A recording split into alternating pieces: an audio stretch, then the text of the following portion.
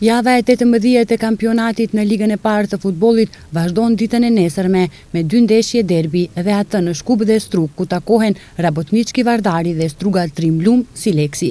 Në stadiumin e qytetit në Strug, skuadra e trajnerit Blendi Shkembi do të përballet me Sileksin e Kratovës.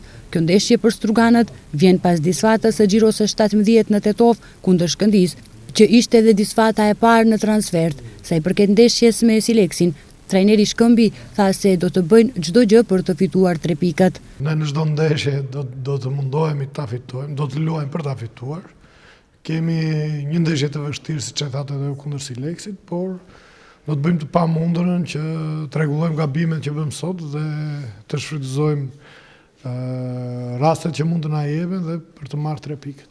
Një ndeshje interesante pritet të zhvillohet nesër me fillim në ora 13 mes Rabotničkit dhe Vardarit, që konsiderohet derbi qytetit, edhe pse në këtë kampionat romantikët janë befasia më e madhe në aspektin negativ kundrejt Vardarit, që bindshëm kryeson rënditjen e ligës së parë.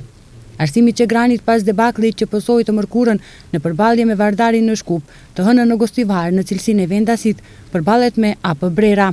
Vendasit janë të bindur se kësaj radhe, me angazhimin maksimal të të gjithëve, do të arrijnë të fitojnë 3 pikët që do të kenë vlerën e rëndësishme për vazhdimin e kampionatit. Po të hënën në Gjorçe përballen Makedonia Gjorçe Petrov dhe Shkupi, ndërsa të martën në Kumanov bashkimi është Nikoqire e Pelisterit.